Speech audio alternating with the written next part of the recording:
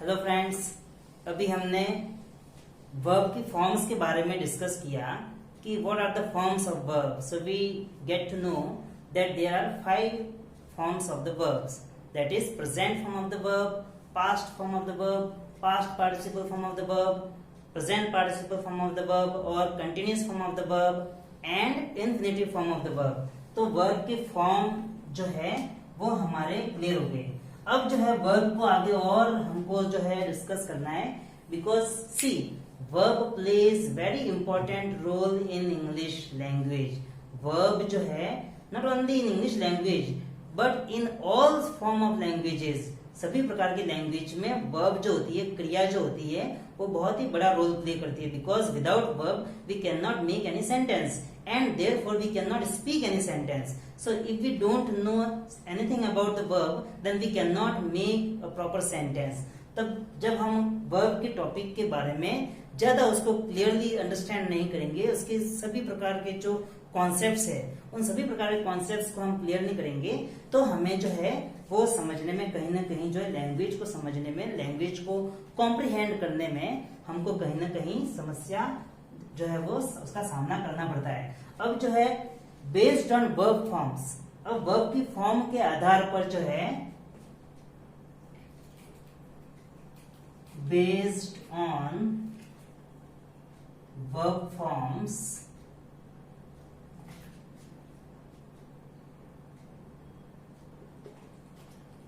They are of two kinds. Verb की form के आधार पर वर्ब जो है वो दो प्रकार की होती है. अब कौन कौन सी प्रकार की होती है वर्ब की फॉर्म के आधार पर? तो first kind is regular verb,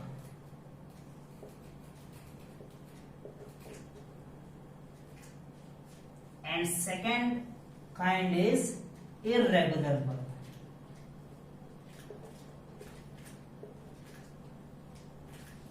Regular verb and irregular verb, that we must clear it.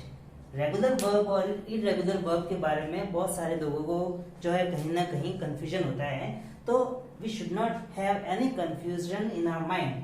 So therefore, to understand regular verb, we should be very clear. ऐसी verb जिसका past या past participle form, देखो हमने जो है वो verb की form जो है वो पढ़ ली है ना, तो वर्ब की फॉर्म जो है वो 5 होती है, लेकिन हम यहाँ पर मुख्यतः 3 वर्ब फॉर्म के बारे में डिस्कस करेंगे. Present, past and past participle. अब यहाँ पर हम 3 वर्ब की फॉर्म के बारे में डिस्कस करेंगे. Present, past and past participle. Regular verb कौन सी होती है? ऐसी प्रेजेंट वर्ब जिनका पास्ट या पास्ट पार्टिसिपल फॉर्म जो है वो अगर इन 3 लेटर्स को जोड़ने पर बनता है. कौन कौन से? मैं यहां पर लिखता हूं नीचे, डी, ईडी और आईईडी. डी, ईडी और आईईडी. अगर present form of the verb के आगे हमको अगर डी, ईडी या आईईडी लगाना पड़ रहा है पास्ट या पास्ट पार्टिसिपल में बदलने के लिए, तो वो regular form of the verb बोली जाएगी. तो वो कौन सी वर्ब बोली जाएगी? Regular verb. For example you see jump.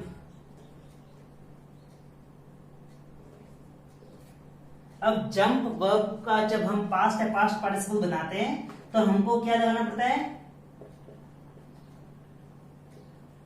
ED लगाना पड़ रहा है. Jumped,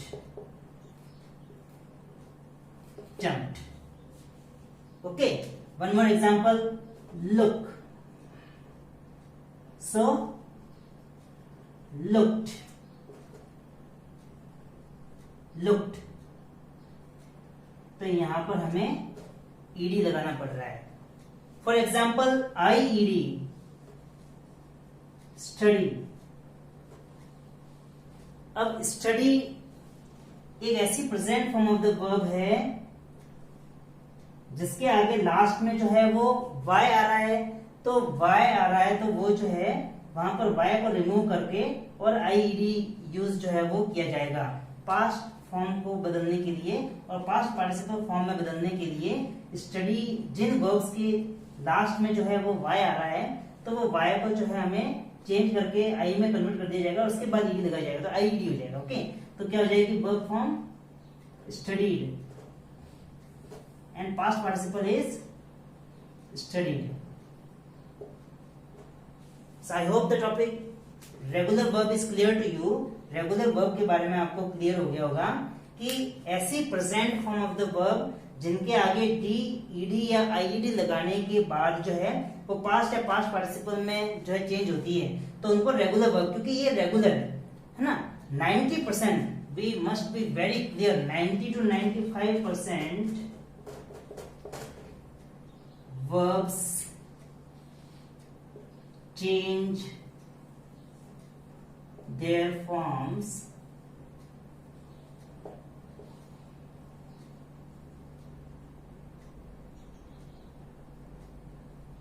in regular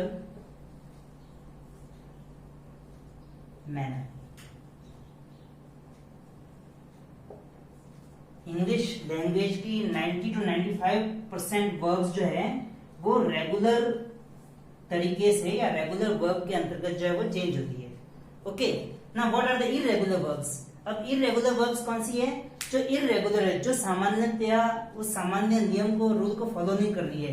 it means those verbs which do not form their past form और past participle form by adding D, ED और आईईडी।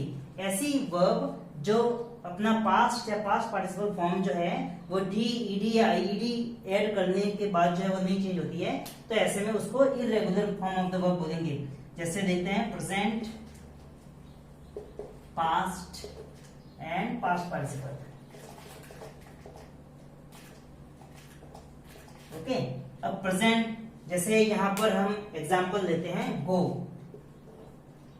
तो गो की पास्ट फॉर्म क्या होती है? Went. Past participle is what? Gone. तो गो, वेंट, गॉन। अब यहां पर गो के आगे हमने डी या ईडी नहीं लगाया है ना, गोड गोड करेंगे तो गलत हो जाएगा, क्योंकि उसकी पास्ट फॉर्म जो है वो इररेगुलर है, वेंट एंड गॉन। ठीक है, तो पास्ट और पास्ट पार्टिसिपल फॉर्म जो है इसकी तीनों ही अलग है। तो इररेगुलर वर्ब जिसकी तीनों ही वर्ब फॉर्म जो है या तो अलग है, यहाँ पे दो कॉन्सेप्ट है। पहला कॉन्सेप्ट मैं क्लियर कर देता हूं, जहां तीनों ही वर्ब की फॉर्म जो है वो अलग अलग चेंज हो रही है, तो वहां पर जो है वो इररेगुलर वर्ब होगी। जैसे सिंग, सैंग, सम, sting, stand, stung.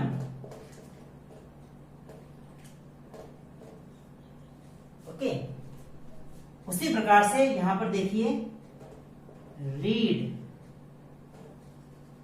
Red, red.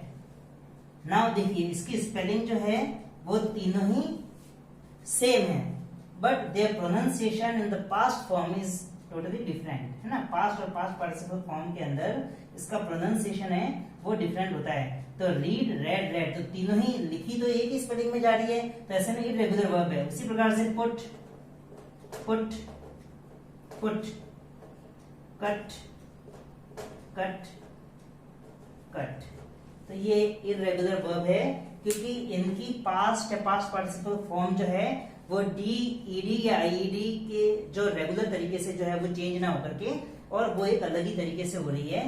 तीनों ही फॉर्म या तो चेंज है या फिर तीनों ही समान है। ठीक है, तो ये यहाँ पर जो है इस कॉन्सेप्ट को हमें क्लियर हो जाना चाहिए कि what are the regular and irregular verbs. I hope the topic is clear to you. Thank you very much.